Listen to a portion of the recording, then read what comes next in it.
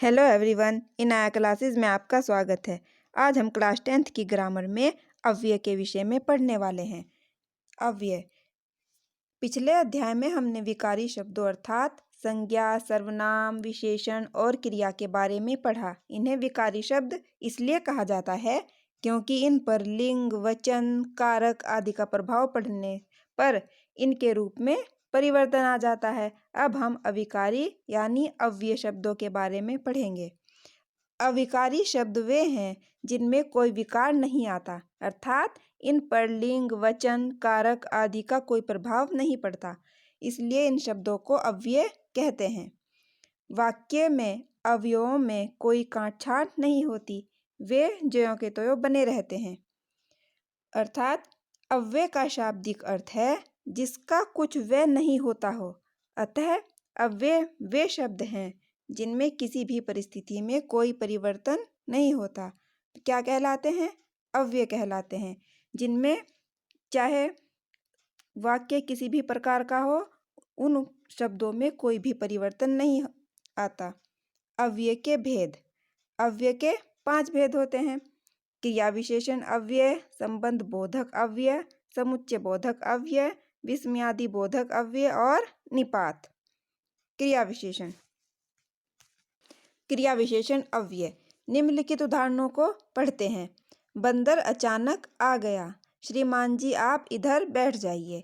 कछुआ धीरे धीरे चलता है। रमा वहाँ खड़ी है। उमंग कल आएगा। तुम मेरे जन्मदिन पर क्यों नहीं आए? इन वाक्यों में अचानक, इधर, धीरे धीरे, वहाँ, कल और क्यों शब्द क्रम से आ गया, बैठ जाइए, चलता है, खड़ी है, आएगा और आए क्रियाओं की विशेषता बताते हैं। अतः ये शब्द क्रिया विशेषण कहलाते हैं। क्रिया विशेषण की परिभाषा इस प्रकार से है। जो शब्द क्रिया की विशेषता बताता है वह क्रिया विशेषण कहलाता है। जो शब्द क्रिया की विशेषता बताए उसे क्या कहेंगे? क्रिया विशेषण। जैसे अचानक, धीरे धीरे आदि जो शब्द हैं जो ऊपर वाक्यों में प्रयुक्त हुए हैं वे क्रिया विशेषण अव्यय कहलाते हैं। इनमें किसी भी प्रकार का कोई परिवर्तन नहीं होता। क्रिया विशेषण की पहचान वाक्य में आई क्रिया के साथ कब, कहाँ, इधर, किधर, कितना, क्यों आदि प्रश्नों के उत्तर से हो जाती है। जैसे कब टहलोगे, कल, परसों, आज, अभी, तब आदि। इनमें ये सब प्रयुक्त कर सकते हैं। कहाँ खेलोगे, इसका इस प्रश्न का उत्तर इस प्रकार से भी दे सकते हैं। तुम वहाँ खेलोगे, यहाँ, वहीं, यहीं, ऊपर, नीचे, बाहर, भीतर आदि। किधर घूमोगे, इस ओर या उस ओर, इधर, उधर, जिधर आदि। कैसे चलते हो, ये प्रश्न है। जैसे धीरे धीरे चलते हो या तेज चलते हो, ध्यानपूर्वक चलते हो, भली भांति, यथाशक्ति आदि। कितना सोते हो, थोड़ा, बहुत, काफी, पर्याप्त आदि। ये सारे शब्द क्रिया की विशेषता बताते हैं, इसलिए ये सब क्रिया विशेषण अव्यय कहलाते हैं। क्रिया विशेषण के भेद। क्रिया विशेषण के 4 भेद होते हैं। स्थानवाचक, रीतिवाचक, कालवाचक और परिमाणवाचक। स्थानवाचक क्रिया विशेषण। क्रिया में होने वाले कार्य का स्थान बताने वाले शब्द क्या कहलाते हैं? स्थानवाचक क्रिया विशेषण कहलाते हैं। क्रिया में होने वाला जो कार्य है उसका स्थान बताने वाले शब्द स्थानवाचक क्रिया विशेषण कहलाते हैं। जैसे यहाँ, वहाँ, इधर, उधर आदि। इस स्थानवाचक क्रिया विशेषण के 3 उपभेद होते हैं। स्थितिवाचक, दिशावाचक और विस्तारवाचक। स्थितिवाचक जैसे कहाँ, यहाँ, वहाँ, ऊपर, नीचे, भीतर, बाहर आदि। ये सब स्थितिवाचक क्रिया स्थानवाचक क्रिया विशेषण है। इसका उदाहरण, तुम कहाँ रहते हो, मैं यहाँ रहता हूँ। दिशावाचक। दिशावाचक स्थानवाचक क्रिया विशेषण इस प्रकार है। किधर, इधर, उधर, जिधर, दाहिने, बाएं, इस ओर आदि। ये शब्द दिशा की ओर इशारा करते हैं। इसका उदाहरण इस प्रकार है। तुम किधर जाओगे, मैं उधर जाऊंगा या मैं उस ओर जाऊंगा। विस्तारवाचक स्थानवाचक क्रिया विशेषण। यहाँ से वहाँ तक, ये शब्द विस्तार बता रहे हैं कि यहाँ से वहाँ तक। उदाहरण, यहाँ से वहाँ तक क्या है? और इसका उत्तर इस प्रकार है, यहाँ से वहाँ तक भीड़ ही भीड़ है या पेड़ ही पेड़ हैं। ये सब विस्तारवाचक स्थानवाचक क्रिया विशेषण के उदाहरण हैं। नंबर 2, रीतिवाचक क्रिया विशेषण। जो क्रिया विशेषण शब्द क्रिया के होने की रीति प्रकट करते हैं उन्हें रीतिवाचक क्रिया विशेषण कहते हैं। जो क्रिया विशेषण शब्द क्रिया के होने की रीति प्रकट करते हैं, जैसे कैसे, ऐसे, वैसे, क्यों, तुम कैसे हो, ये सब जो हैं, ऐसे क्यों हैं, वैसे क्यों हैं, ये शब्द क्रिया के होने की रीति प्रकट करते हैं, अतः उन्हें रीतिवाचक क्रिया विशेषण कहते हैं। रीतिवाचक क्रिया विशेषण के 6 भेद होते हैं: प्रकारवाचक, निश्चयवाचक, अनिश्चयवाचक, कारणवाचक, निषेधवाचक और प्रश्नवाचक। प्रकारवाचक: कैसे, वैसे, ऐसे, धीरे, तेज, अचानक, अकस्मात आदि। इसका उदाहरण इस प्रकार है, कछुआ कैसे चलता है? उत्तर है, कछुआ धीरे धीरे चलता है। ये प्रकारवाचक रीतिवाचक क्रिया विशेषण है।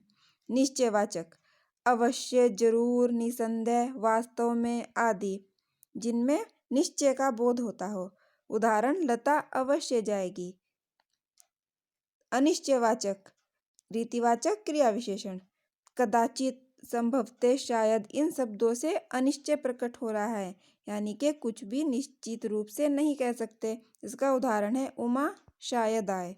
कारणवाचक क्रिया विशेषण: क्यों, के कारण आदि शब्द जहाँ पर आते हैं वहाँ पर कारणवाचक क्रिया विशेषण होता है। उदाहरण, तुम क्यों काँप रहे हो?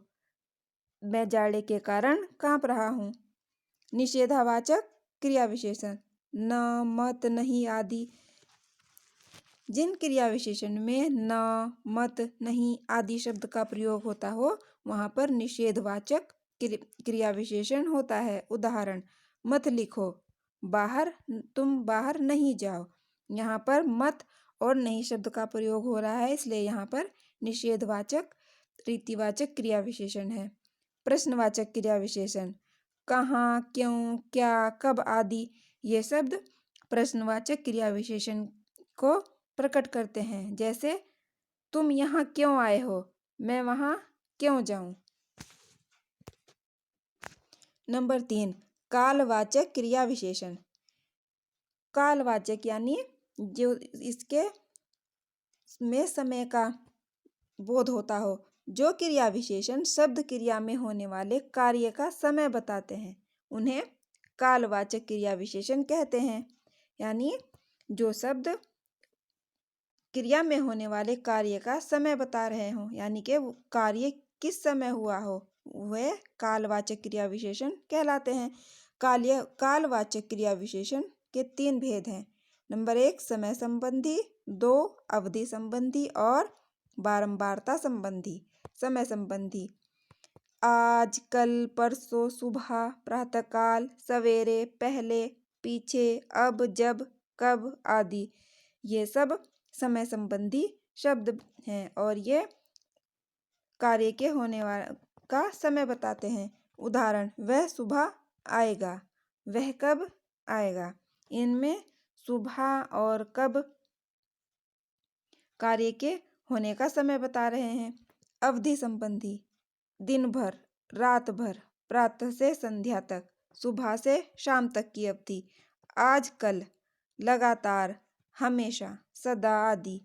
ये शब्द अवधि संबंधी क्रिया विशेषण के सूचक हैं। उदाहरण, वह लगातार पढ़ेगा, यानी वह लगातार लंबी अवधि तक पढ़ेगा। वह दिन भर पढ़ेगा, ये दिन भर की अवधि को बता रहा है, इसलिए ये अवधि संबंधी कालवाचक क्रिया विशेषण कहलाते हैं।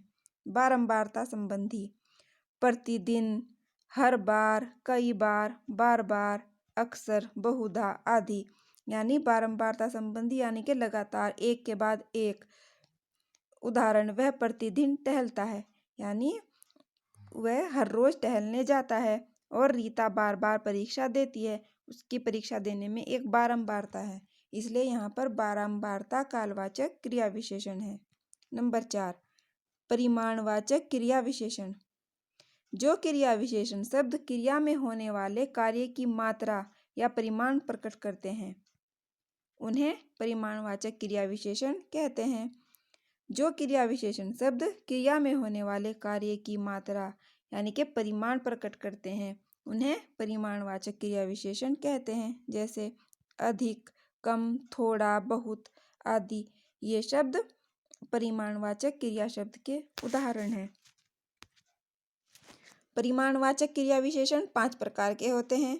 अधिकतावाचक, न्यूनतावाचक, पर्याप्तवाचक, तुलनावाचक और श्रेणीवाचक। अधिकतावाचक यानी कि जिनमें अधिक मात्रा का बोध होता हो, जैसे ज्यादा, खूब, अत्यंत, अधिक, अति आदि। इसका उदाहरण है वह अधिक दौड़ता है।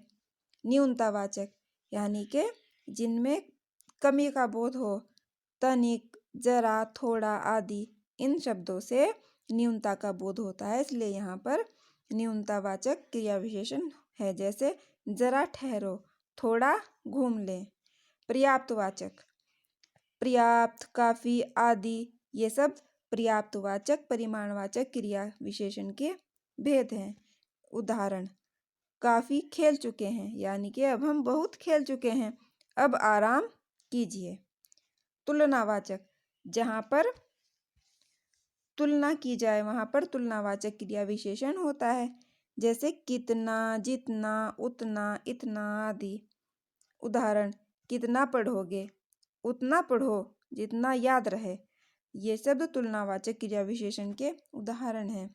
श्रेणीवाचक, क्रम से, बारी बारी, थोड़ा थोड़ा आदि।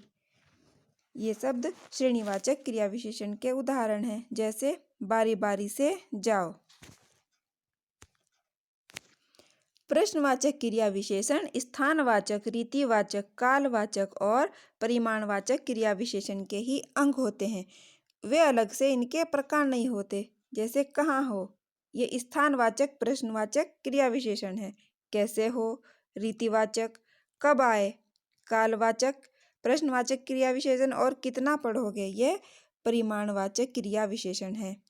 हिंदी के कई शब्दों का प्रयोग परिमाणवाचक विशेषण और परिमाणवाचक क्रिया विशेषण में समान रूप से किया जाता है। जैसे अधिक, कम, थोड़ा, बहुत आदि। दोनों के अंतर को समझ लें।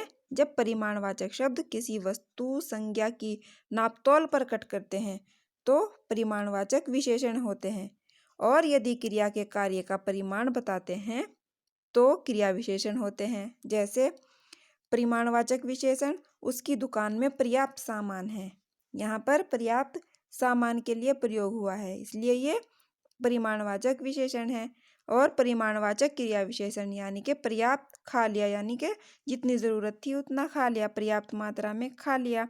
यहाँ पर ये परिमाणवाचक क्रिया विशेषण का उदाहरण है।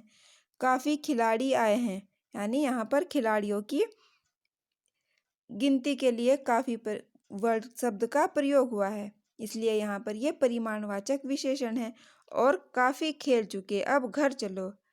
ये काफ़ी खेलना जो एक क्रिया है उसके लिए प्रयुक्त हुआ है, इसलिए यहाँ पर ये परिमाणवाचक क्रिया विशेषण है। थोड़ा हलवा देना, यानी कि ये हलवे की मात्रा को थोड़ा शब्द प्रकट कर रहा है। और थोड़ा टहला करो, यहाँ पर टहलना क्रिया के लिए थोड़ा प्रयोग हो रहा है, इसलिए यहाँ पर परिमाणवाचक क्रिया विशेषण है। कम आम लाए हो, अधिक आम लाते। यहाँ पर कम और अधिक आम की मात्रा के लिए प्रयोग हो रहा है, इसलिए यहाँ पर ये परिमाणवाचक विशेषण के लिए प्रयोग हुए हैं। कम खाओ, अधिक चबाओ। यहाँ पर खाने और चबाने क्रिया के लिए कम और अधिक शब्द का प्रयोग हुआ है, इसलिए यहाँ पर ये परिमाणवाचक क्रिया के उदाहरण के लिए प्रयोग हुए हैं। क्रिया विशेषण की रचना। रचना के आधार पर क्रिया विशेषण 2 प्रकार के होते हैं, मूल क्रिया विशेषण और यौगिक क्रिया विशेषण। मूल क्रिया विशेषण, जिन क्रिया विशेषणों की रचना दूसरे शब्दों के मेल से नहीं हुई हो वे मूल क्रिया विशेषण कहलाते हैं। यानी कि जिन क्रिया विशेषण शब्दों की रचना किसी दूसरे शब्द से न हुई हो, वे मूल क्रिया विशेषण कहलाते हैं, जैसे शायद, कल, आज, ऊपर आदि। और यौगिक क्रिया विशेषण, जिन क्रिया विशेषणों का निर्माण दूसरे शब्दों के साथ प्रत्यय लगाकर किया जाता है, वे यौगिक क्रिया विशेषण कहलाते हैं। जैसे विशेषण प्लस संज्ञा से बने यौगिक क्रिया विशेषण, एक बार, एक साथ आदि। प्रत्यय के योग से बने क्रिया विशेषण, जैसे वस्तुतः, संभवतः आदि। इनमें त प्रत्यय लगाकर शब्द बनाए गए हैं। उपसर्ग के योग से बने क्रिया विशेषण, जैसे प्रतिदिन, आजीवन आदि। इनमें प्र और आ उपसर्ग लगाकर क्रिया विशेषण शब्द प्रतिदिन, आजीवन शब्द बनाए गए हैं। समास के द्वारा बने क्रिया विशेषण, रात दिन, जीवन भर आदि। प्रसर्ग द्वारा बने क्रिया विशेषण, जल्दी से, धीरे धीरे। द्विशक्ति द्वारा बने क्रिया विशेषण, जैसे एक शब्द को 2 बार प्रयोग करके द्विशक्ति द्वारा बने क्रिया विशेषण, जैसे बार बार, धीरे धीरे, जल्दी जल्दी। अनुकरणात्मक शब्दों की द्विरुक्ति से बने क्रिया विशेषण, जैसे फटाफट, गटागट आदि। क्रिया विशेषण की विशेषता बताने वाले शब्द भी क्रिया विशेषण ही कहलाते हैं। जैसे वह थोड़ा जोर से बोलता है, वह थोड़ा जोर से बोलता है, घोड़ा बहुत तेज दौड़ता है। इन वाक्यों में थोड़ा, जोर से और बहुत तेज क्रिया विशेषणों की विशेषता बताते हैं। ये भी क्रिया विशेषण कहलाते हैं। क्रिया विशेषण हिंदी व्याकरण में अविकारी शब्द हैं, लेकिन इनमें भी कभी कभी परिवर्तन या विकार हो जाता है। जैसे वह कमीज अच्छी धुली हुई है, यह रुमाल अच्छा धुला है। यानी कमीज के लिए अच्छी और रुमाल के लिए अच्छा शब्द का प्रयोग हुआ है, लेकिन ऐसे विकार बहुत ही कम प्रयोग में मिलते हैं। विशेषण और क्रिया में अंतर। विशेषण किसी संज्ञा या सर्वनाम की विशेषता बताता है, जबकि क्रिया विशेषण क्रिया की विशेषता प्रकट करते हैं। यानी जो संज्ञा या सर्वनाम की विशेषता बताए उन्हें विशेषण कहते हैं, और जो किसी क्रिया की विशेषता बताएं वे क्रिया विशेषण कहलाते हैं। कुछ विशेषण प्रकट करने वाले शब्द दोनों में समान रूप से प्रयोग होते हैं। जैसे सचिन अच्छा खिलाड़ी है, वह अच्छा खेलता है। इसमें अच्छा खिलाड़ी के लिए यानी जो विशेषण शब्द प्रयोग हुआ है अच्छा, वह खिलाड़ी शब्द की विशेषता बताता है, यानी सचिन अच्छा खिलाड़ी है। और क्रिया विशेषण वह अच्छा खेलता है, इसमें खेलने की विशेषता शब्द अच्छा के द्वारा बताई गई है, यानी वह अच्छा खेलता है। सचिन अच्छा खेलता है, इसमें संज्ञा की विशेषता है अच्छा खिलाड़ी है। सचिन अच्छा खिलाड़ी है, इसमें संज्ञा सचिन शब्द की विशेषता है अच्छा खिलाड़ी है। और क्रिया विशेषण है वह अच्छा खेलता है, यानी इसमें खेलने की विशेषता बताई गई है। यह घटना सही है और सही सही बोला करो, इसमें घटना की जो जानकारी दी गई है वह सही है, इसलिए सही शब्द एक विशेषण है। और सही सही बोला करो, इसमें बोलने की जो विशेषता है वह है कि सही सही बोला करो, इसलिए यह यहाँ पर क्रिया विशेषण है। यह सुंदर लड़की है, यहाँ पर लड़की जो है संज्ञा है, उसकी विशेषता बताई गई है कि वह सुंदर लड़की है। वह सुंदर लिखती है, इसमें लिखने की विशेषता बताई गई है कि उसकी लिखाई कैसी है, सुंदर है, इसलिए यहाँ पर यह क्रिया विशेषण के रूप में प्रयोग हुआ है शब्द जो सुंदर है। छुरी तेज है, यानी कि छुरी बहुत तेज है, ये छुरी की विशेषता है। इसमें तेज शब्द एक विशेषण है। कार तेज दौड़ती है, यहाँ पर तेज शब्द एक क्रिया विशेषण है, क्योंकि यह दौड़ने की विशेषता बता रहा है। थोड़ा दूध लाए हो, यहाँ पर थोड़ा एक विशेषण के रूप में प्रयोग हुआ है। मुझे भी थोड़ा पीने दो, यहाँ पर थोड़ा शब्द क्रिया विशेषण के रूप में प्रयोग हुआ है। तुम्हारे पास अधिक घोड़े हैं, यहाँ पर अधिक शब्द विशेषण के रूप में प्रयोग हुआ है, क्योंकि वे घोड़े की विशेषता बता रहे हैं। तुम अधिक बोलते हो, यहाँ पर अधिक शब्द के द्वारा बोलने की विशेषता बताई गई है, बोलना एक क्रिया है, इसलिए अधिक शब्द क्रिया विशेषण के रूप में प्रयोग हुआ है। यदि संज्ञा सर्वनाम की विशेषता बताए तो वह क्या कहलाता है? विशेषण। और यदि वही शब्द क्रिया की विशेषता बताए तो क्या कहलाता है? क्रिया विशेषण कहलाता है। प्रयोगानुसार क्रिया विशेषण विशेषण के भेद। प्रयोगानुसार क्रिया विशेषण को निम्नलिखित 3 भागों में बांटा गया है। यानी कि प्रयोग के अनुसार क्रिया विशेषण को 3 भागों में बांटा गया है: साधारण, संयोजक और अनुबंध। साधारण क्रिया विशेषण, इसमें क्रिया विशेषण शब्द का प्रयोग स्वतंत्र रूप से किया जाता है। जैसे, क्या तुम भी कभी हमसे मिलने आओगे? वह अचानक गिर पड़ा। नंबर 2, संयोजक क्रिया विशेषण। इसमें क्रिया विशेषण शब्द का प्रयोग उसके युग्म के साथ किया जाता है, यानी कि जोड़ा बनाकर किया जाता है। जैसे, जैसा बोओगे वैसा पाओगे, जहाँ सुमति तहाँ संपत्ति। यहाँ पर जैसा और वैसा युग्म के साथ प्रयोग किए गए हैं और दूसरे वाक्य में जहाँ और सुमति, जहाँ और तहाँ दोनों युग्म बनाकर प्रयोग किए गए हैं, इसलिए यहाँ पर संयोजक क्रिया विशेषण है। अनुबंध क्रिया विशेषण, इसमें क्रिया विशेषण का प्रयोग बल देने के लिए होता है। जैसे, यह काम उसने ही किया है। यहाँ पर ही शब्द के द्वारा काम पर बल दिया गया है कि यह काम उसने ही किया है और उस दिन वही तो आया था। इन दोनों वाक्यों में अनुबंध क्रिया विशेषण है। यहाँ पर अव्यय क्रिया विशेषण समाप्त होता है। आशा है आपको समझ में आया होगा। वीडियो को लाइक करें, शेयर करें और चैनल को सब्सक्राइब करना मत भूलें।